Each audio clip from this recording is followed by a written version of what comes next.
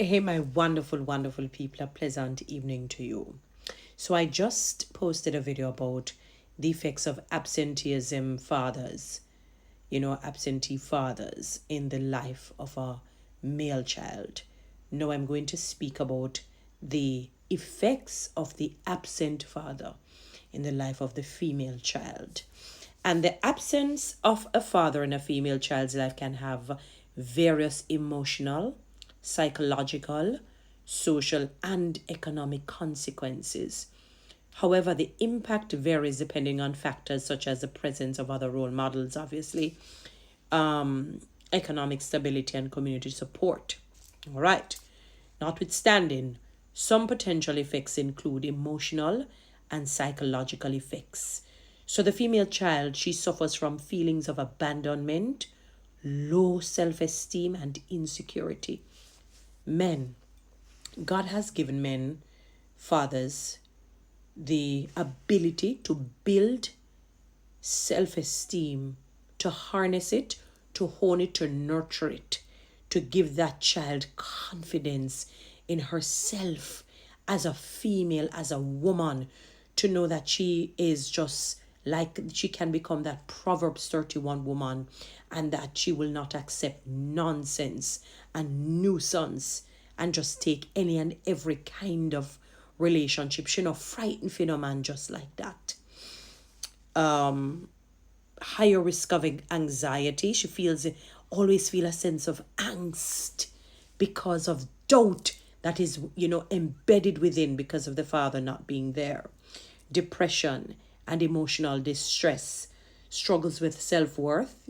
So women, you see sometimes, unfortunately, it manifests in being promiscuous or doing all kinds of sadomasochist type things, you know, self worth and self image, especially in relation to male validation. Oftentimes, you find her trying to seek a man telling her how beautiful she is.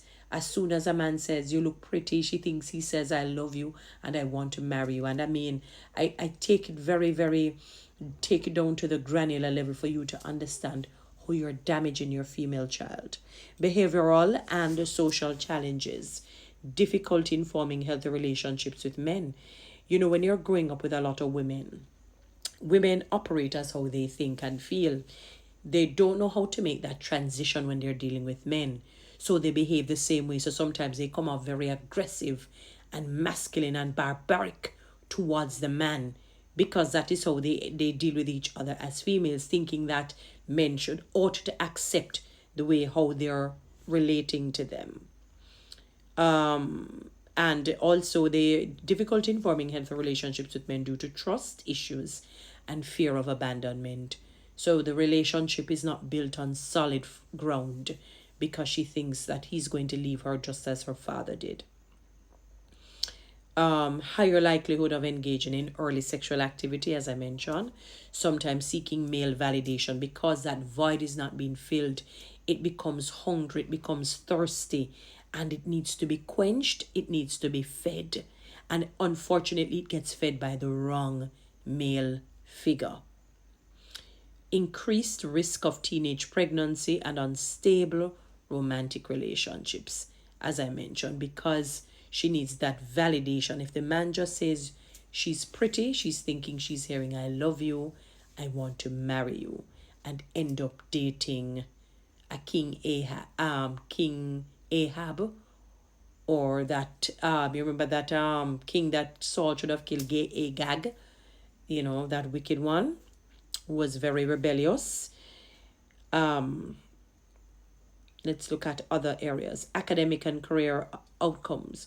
Lower academic performance, similar to the male counterpart, due to lack of guidance and motivation. Limited career aspirations or economic opportunities, particularly in single mother households.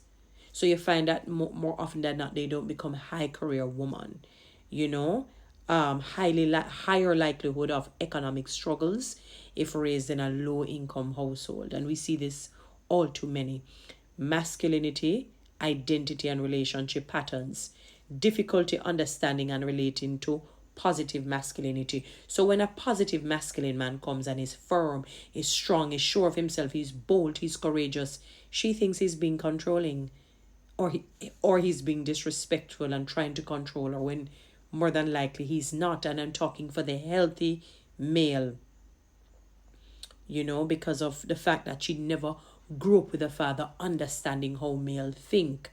They think diametrically different than how women think. Even the beta male, what you would call, even a male who grew up almost like a Tarzan, their thinking and behavioral patterns are different. They may struggle with gender role, gender identity crises, as they call it, expectations, or adopt extreme forms of independence as a coping mechanism. So one of the things that I hear coming out from the feminism group, me no need no man, nonsense, you need them. You need them. We need men need us. God deliberately created life to be like that. So it is nonsensical, it is foolish, it is unfounded, it is devilish. We need men, and the men need us. Higher chances of entering unhealthy or dependent relationships due to lack of a strong male figure. I can't repeat it enough. The man says you look pretty, the woman is hearing I love you, I want to marry you. End up marrying somebody who does not value her, who does not treat her well, one who abuses her, uses her, take to his advantage, her disadvantage. Economic and social mobility, economic hardships. Oh, I just read this a while ago. So sorry about that, my beautiful people. There are mitigating factors, of course. While the absence of a father can have challenges, strong maternal figures, extended family mentors, and community support can help mitigate negative outcomes.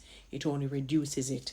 But God is so deliberate that he made a God spot first, then he made the mother and the father spot. I think he also made a spouse spot, a child spot, and a friend spot. All these areas need to be filled. Some he has put more percentages, in some. So he gives himself 100%. I don't know how I'm going to split that 100% among the others. 50-50 between the father and the mother, for example. 50 with the spouse, 50 with the child. We know how the percentage, and then when you take it down, I would say 40-50 for the very, very good friend, and everybody else, you may say 20%, 10, and so forth.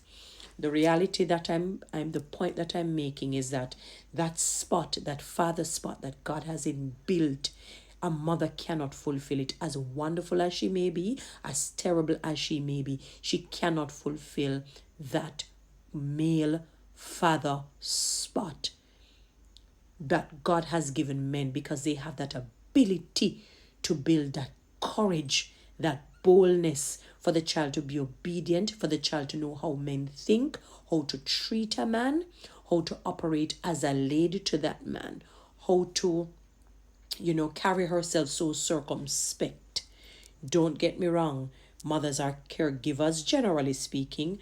They're nurturers, so they help to solidify the compassionate, the emotional side, where we're very empathetic and sympathetic. We know how to take care of ourselves, wash, cook, clean, take care of our bodies, smell good, look good, fix up ourselves, know how to be gentle, how to speak to people with gentility. So these are the things, that the mother would be stronger or strongest in her. Those are her areas of speciality. So God has given women roles. God has given men roles. You pull the life psychologically, emotionally, financially, and mentally from the child fathers when you leave them. We're not talking about the mothers now who find ways of getting you out of the child's life because she's angry with you that you don't want her, or you're not providing the money that she thinks or that she needs. We're talking about you just knowing that you were not in the mood, or you were not, your modus of operandi, was not to commit to this woman. You just wanted to you wanted to use the rod of correction and part the ocean. You've done your children injustice. The Bible says you're worse than an unbeliever, than a cheat, and you know what an unbeliever comprise. Guys, you know what to do with TikTok and YouTube. Subscribe, give me a lion.